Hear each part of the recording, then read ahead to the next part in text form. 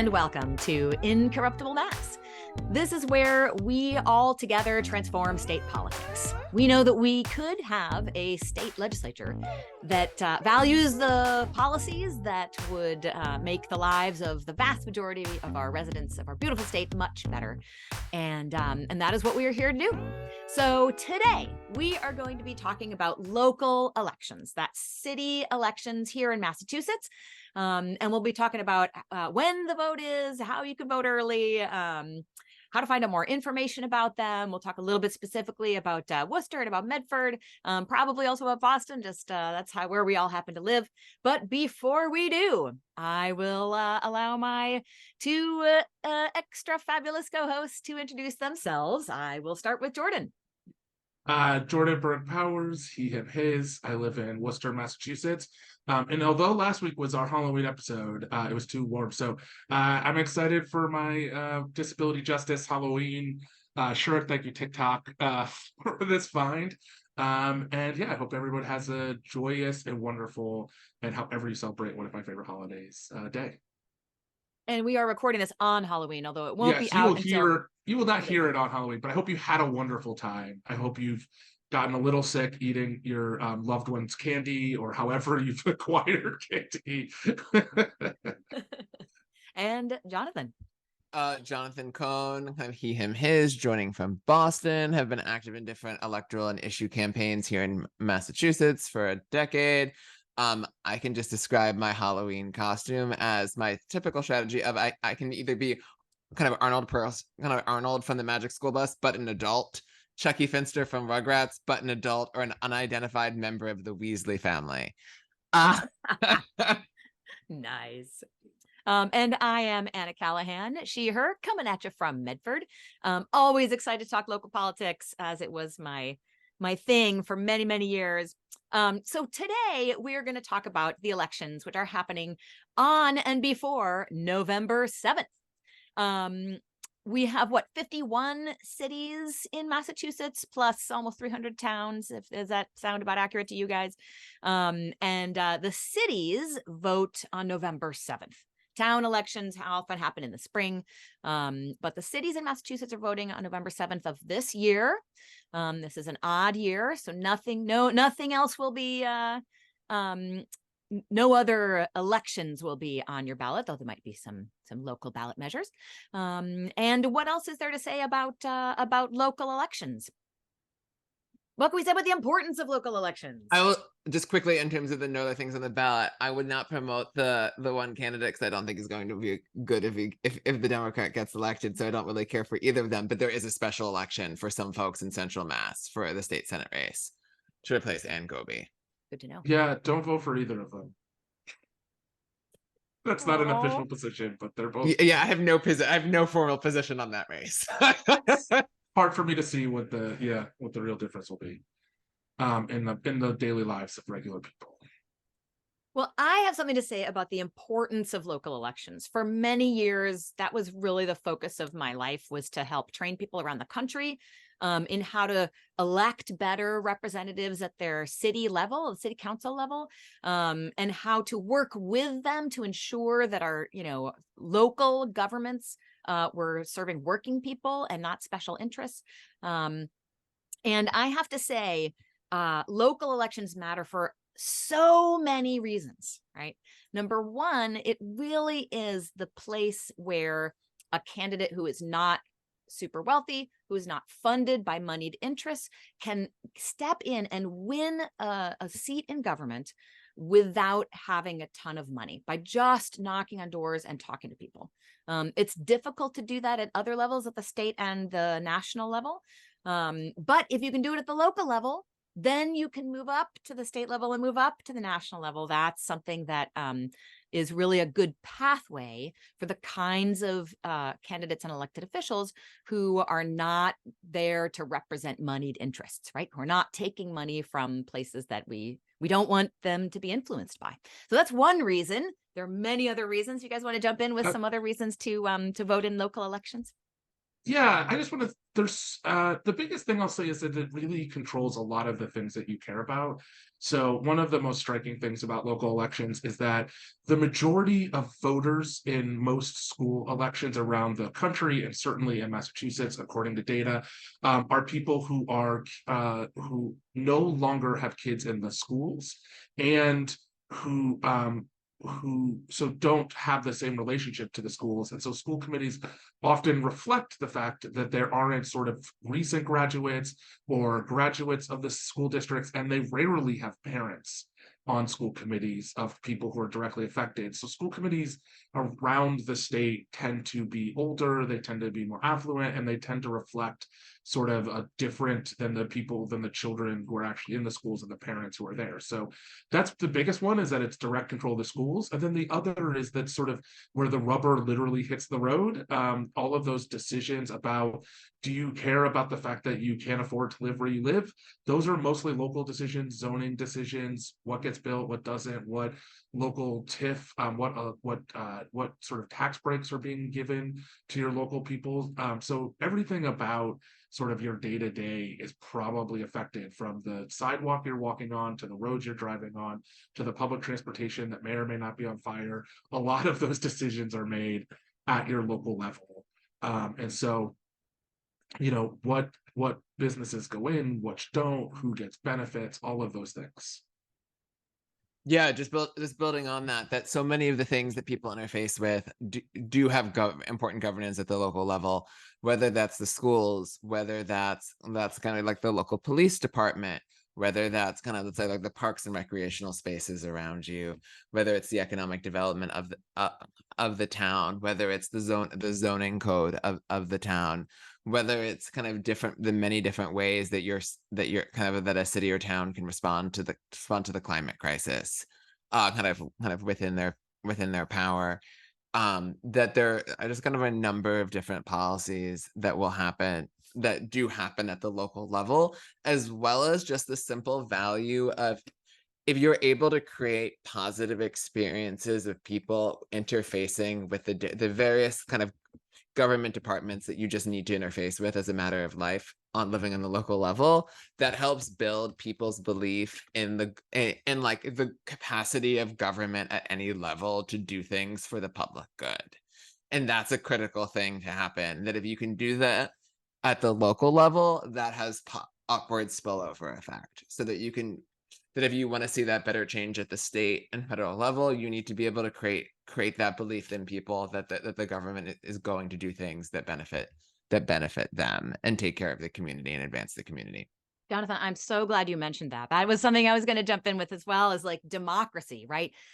Our democracy survives only when our government serves people well, because people don't feel like their local elected officials are doing a good job. And I hear this at the doors, right? I can, if I'm knocking on doors, I can hear people talk about this, that they do not trust the people in power to do anything, because they've seen the roads be totally dilapidated and the schools, go to crap, and they've seen all this stuff happen. So they don't trust government. And I've had people at the doors say, I'm not voting anymore because I tried to get things fixed and nothing happened for years and years and years. So I'm not even going to vote anymore. And when we get into that phase of a dilapidated democracy, then, it spills over into state and national elections as well. And then we're in deep doo-doo. So let's talk about how people can vote.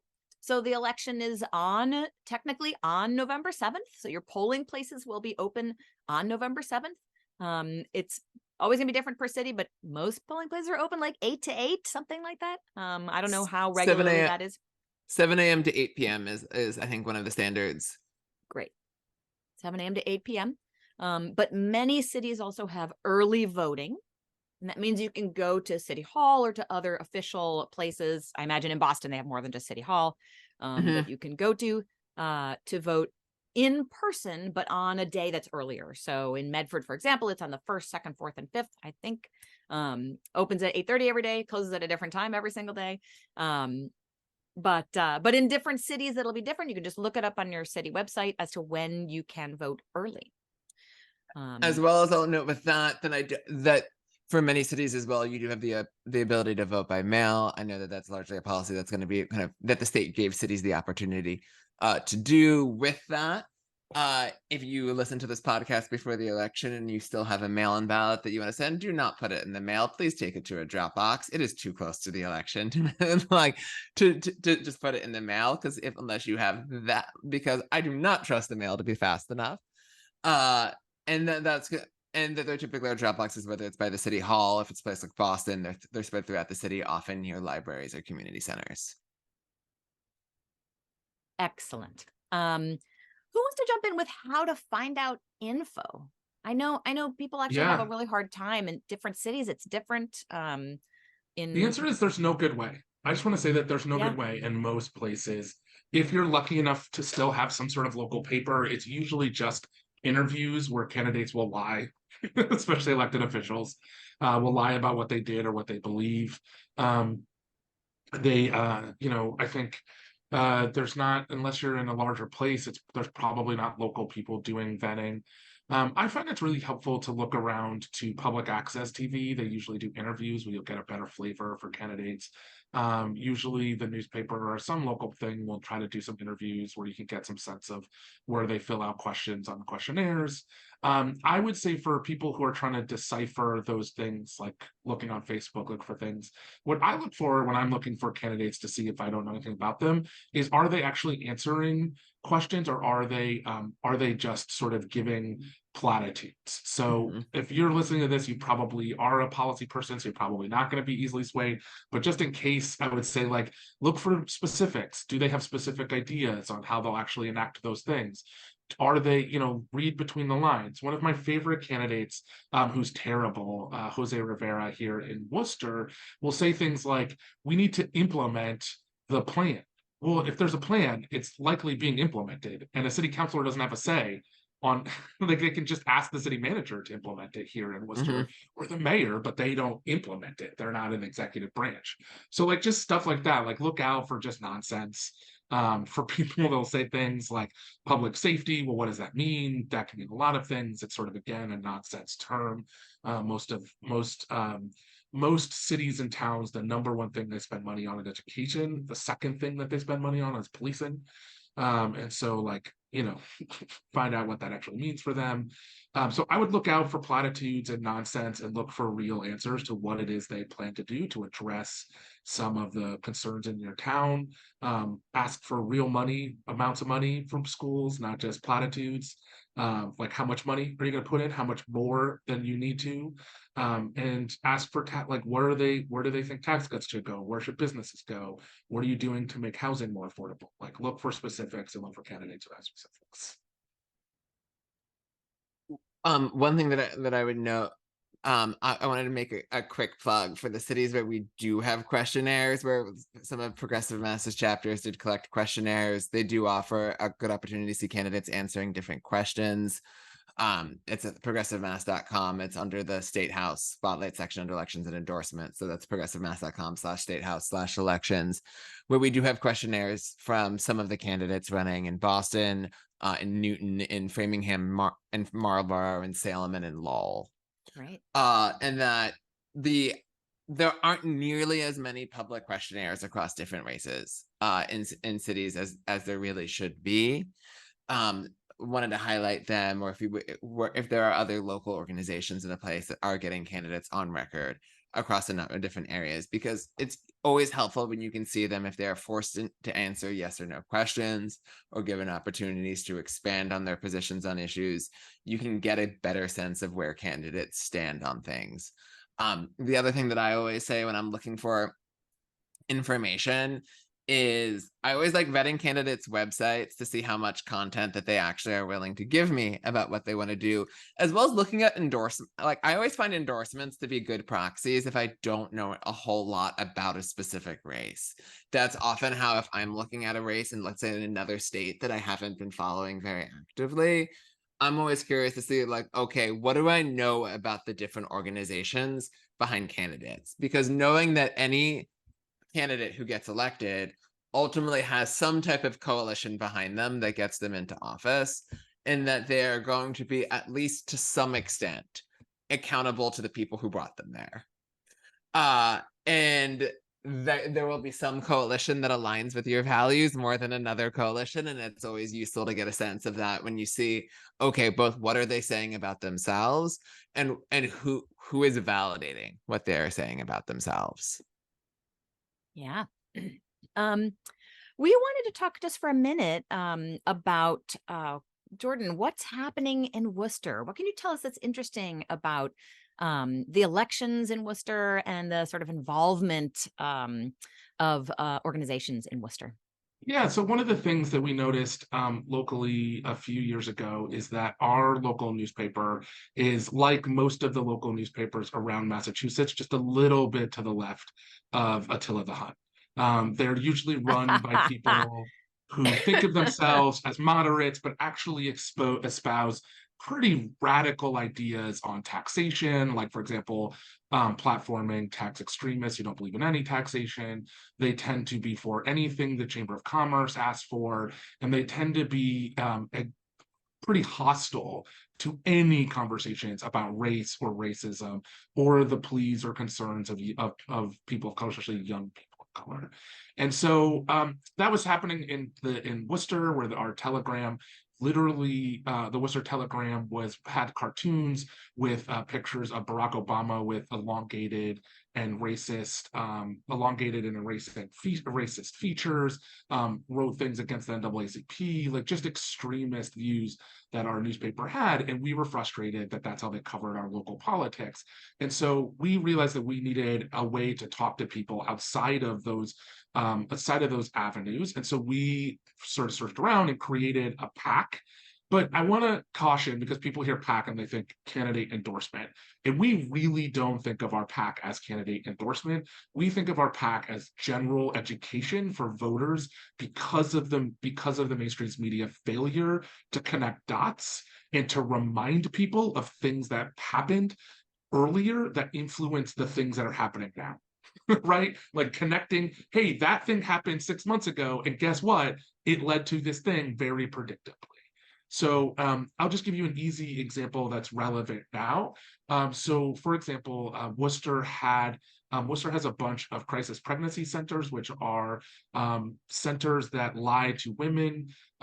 One such incident, they pretended to give care to a pregnant person who then went on to actually need real care and lost reportedly, according to the news and the lawsuit, lost the ability to have future children, or maybe did. And so I want to be careful. It's something like it. I think they could lose the chance, but it was serious.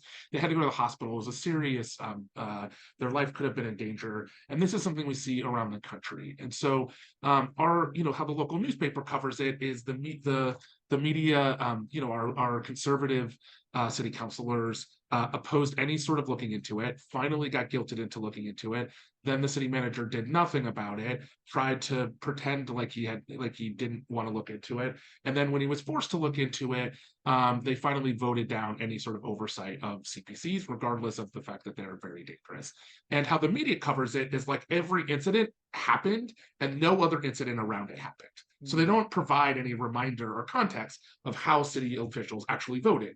So we have a city councilor saying like, oh, it was a really hard decision to vote against this ordinance. But she had already voted against an ordinance affirming Roe and an ordinance against even looking into it. So it's not like she had a tough decision. She had already come out, despite being quoted as saying that she's pro-choice, she had already voted many times against choice. So that's the sort of thing I mean. It's like just providing that context for voters, reminding voters of things that happen. Those weren't happening. And so we created an outside media to have a consistent conversation with voters through social media about the things that are happening on the city council. So somebody takes a bad vote, we remind them that bad vote happened, that these people did something. They did something to make it less affordable, to give tax cuts to rich people. And I want to encourage you to do this locally. I want to say that you can do this, that like if you can get together some donors, you can get together some people, you can run ads on Instagram, Meta, on other platforms, relatively, it's not inexpensive, but it's not the most expensive thing. And you can be reminding people constantly the way in which your city council is acting towards the things we care about, making it more affordable, making it more livable, making it more green and resilient, right? And so that's the sort of thing we did locally. We really thought of it, we really think of it as an education opportunity for voters in the absence of the media's role, because because local reporting has basically collapsed across the country. Unfortunately, like, I would rather us have it. But I'll tell you what's interesting is that the thing that happened is that what has come out of it is we've grown a culture, a progressive culture, and there is now a media that's covering locally. And there's now there are people who like mystery science theater, the local city council meetings, right? So we've built this one entity has grown a larger entity, a larger sort of network of progressive people who, I promise you, in your place, there are people thirsty for this type of information, younger people. But we are not, if you try to get it into a newspaper, it's going to be lost on them. And we really focused on trying to be where people are. And that has really transformed the conversation. And now our elected officials are spending time angrily reacting to the pack. And we are really pushing a lot of the conversation and pushing our values, progressive values, into the conversation, which I think ultimately is the most important thing. Well, I mean, power is the most important thing, but Yeah. this is also. I want to just pause for 1 second on that mystery science theater of the city council meetings, because that's something that we have something similar happening in Medford that I think is incredibly helpful. So if it's possible to make these city council meetings more accessible to people, more interesting for people, they're incredibly boring, honestly. So making them in some way like interesting and worth people's time to kind of take a few minutes to check in and see, even like summaries of the city council meetings, is good. So that's something that just year round is quite a service to the community, is making those meetings, like what's actually happening on the city council at the local level, accessible to folks. Fantastic. Yeah. And I'll just say, we weren't responsible for it, but I just think it came up organically. I think as you target people with this conversation, now it took some years, like it wasn't just overnight, but as you target people with conversation, people then become thirsty for other people to have those conversations with, and it grows its own. Yeah. Excuse me. So I would love to hear from both of you guys what you think makes a good city councilor. I'm going to go last because it's going to kind of segue into the final section here. But what do you think makes somebody a good city councilor? Jonathan? Do you want me to go first? Do it. So, okay. So what I always say when it comes to being a good city councilor, what I always like is the combination between somebody who has attention to kind of both the nuts and bolts of doing the job well, of like the functioning of city services, responding to constituents, somebody who knows that like they buy goodwill for anything that they want to do by responding to people's emails, but also thinks innovatively, creatively, and thinks big about what the city can be doing to make the experience of living there for both all of the residents and anybody who may be moving into the city kind of in the future. So somebody who will both ask good questions of the city officials who come in for hearings, who believes themselves as holding let's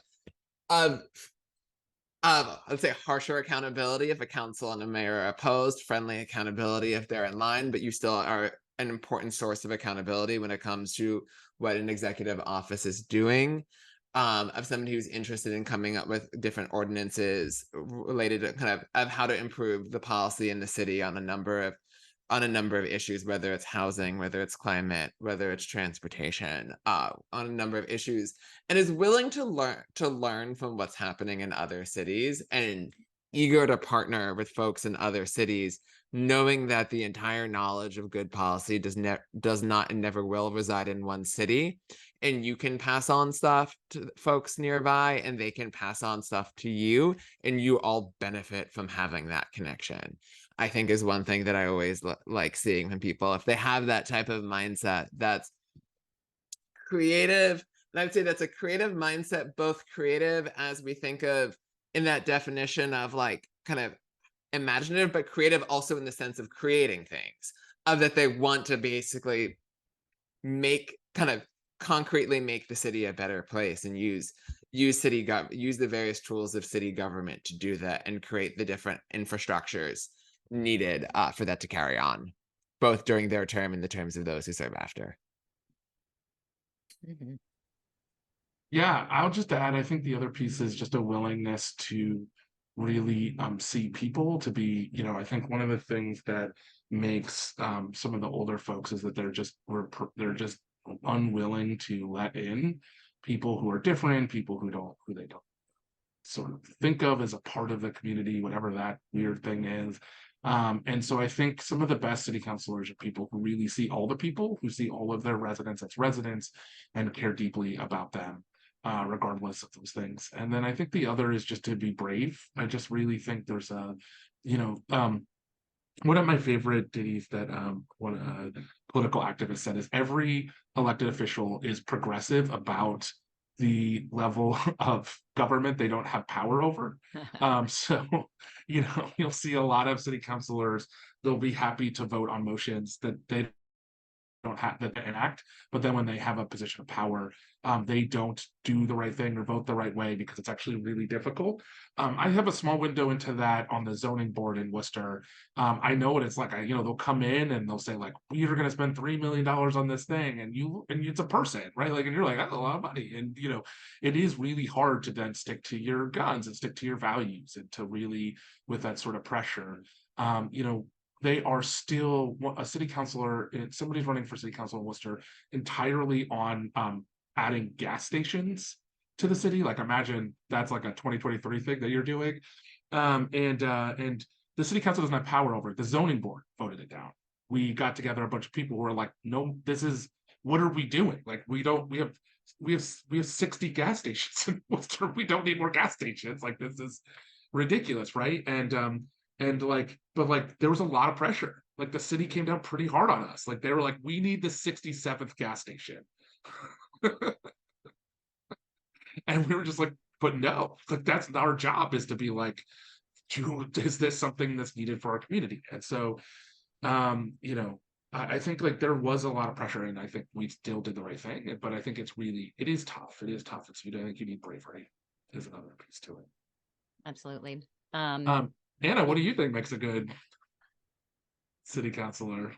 Well, these guys convinced me that I had to let y'all know that I'm running for city council in Medford.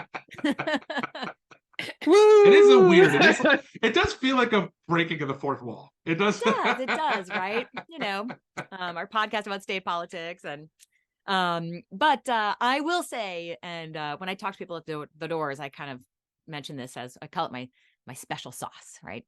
I think that the most important thing that any city councilor can do is really to prioritize their time in the community, listening to the people who are not likely to come and reach out to you, right? So we've talked before in this podcast about how the people who are most likely to reach out to their city councilors or to any elected official are the people who are wealthier. They're more likely to be homeowners. They're more likely to be whiter, more likely to have a higher education than the average person. And frankly, the number of people who reach out to you is a pretty small percentage of the population of your city. So if you want to really understand the lives and the concerns and the needs of those people who aren't reaching out to you, you're going to have to do it yourself. You're going to have to go out there.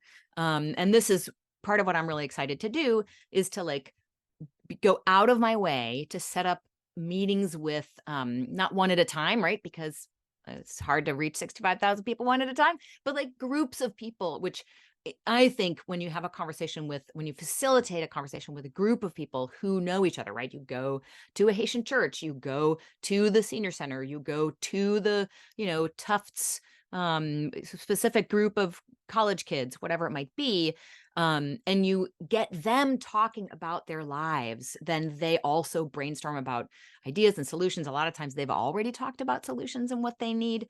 And then, really learning and taking in that information, but prioritizing that time that you spend listening, not to the usual suspects, not to the self-selected people who come to you, but to those people who will never come to you, most likely. That's one of the things I think is most important. Jonathan, I loved what you said about working with other cities. I think being, to me, and I often tell this because I was a software developer for, 10, 12 years. And so I like to say in the software engineering world, junior developers often want to build their own code. They want to write their own code. And senior engineers understand that really you want to use existing pieces as much as possible and don't build something from scratch. Don't reinvent the wheel, right?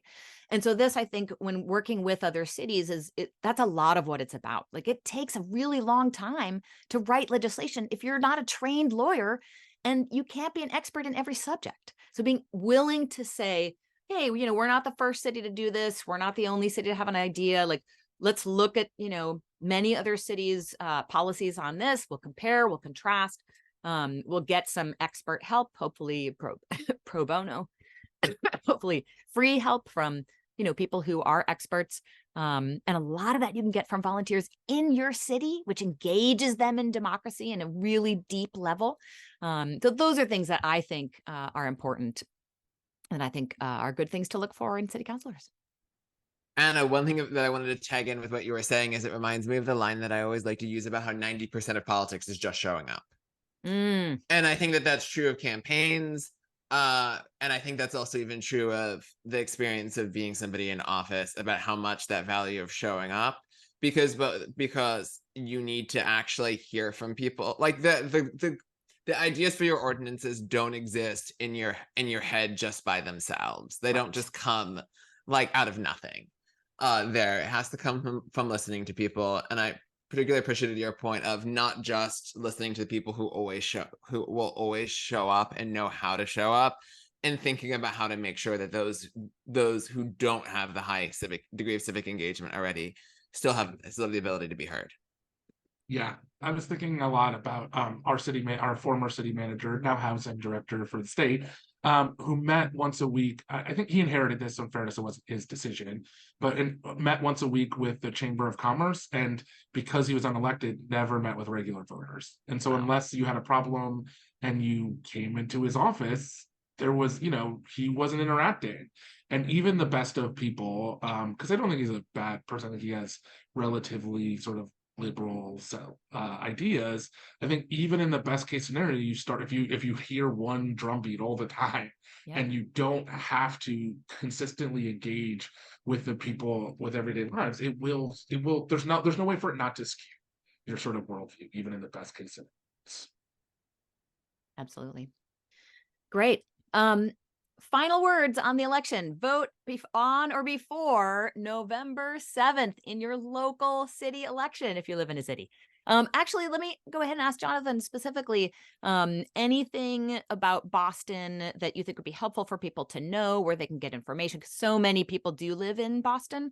Yes. One thing that I would note in terms of Boston elections: do confirm your polling location before you vote. There are certain parts of the city that had seen their precincts redrawn quite recently, and that often led to new polling locations, or just the polling locations changed. I know near me in the city, and I live kind of at the intersection of Back Bay Fenway in the South End, that in my ward, 2/3 of all voters saw their polling location change last year due to either re-precincting or new polling locations. So that's at wherever you are in the state. Where do I vote? ma.com will tell you your polling location. If you go to the Boston Elections Department website, you can find the early voting sites for this week, as well as where the drop boxes are located around the city.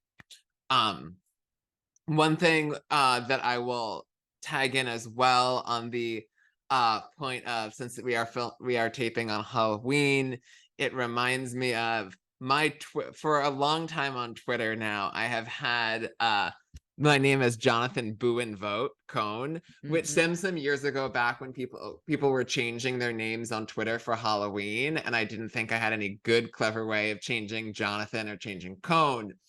And the elections were coming up, and it was kind of in part a response to, I've never liked the line, that former President Barack Obama would often use about like, don't boo, vote. Because I think you need to do both. You still have your right to boo all of the elected officials if they're doing bad things, but you should also vote to get in better people, and that they are both necessary parts of the process. Fantastic. Love it. Wonderful. Well, thanks everybody. Make sure. I just Yes, want go to say ahead. that if you live in Medford, do vote for Anna. That's Why, my thank you. unofficial, somebody who doesn't live in Medford, a position that not, I guess we can't, I don't know, we're not a corporate, we do this for fun, but I guess I don't know, but not official position from Incorruptible. She didn't fill out a questionnaire for this, but that's just my, I was Aw, out canvassing shucks. for her this weekend. yes, yeah. Thanks, gang. And thanks everyone for listening. We always love being here with you all, and we look forward to talking to you all next week. Hey there. Thanks so much for watching us on YouTube. Please like and subscribe. And it would be amazing if you would also subscribe to us on your favorite podcast player. Just look for Incorruptible Massachusetts wherever you listen to podcasts. Thanks so much.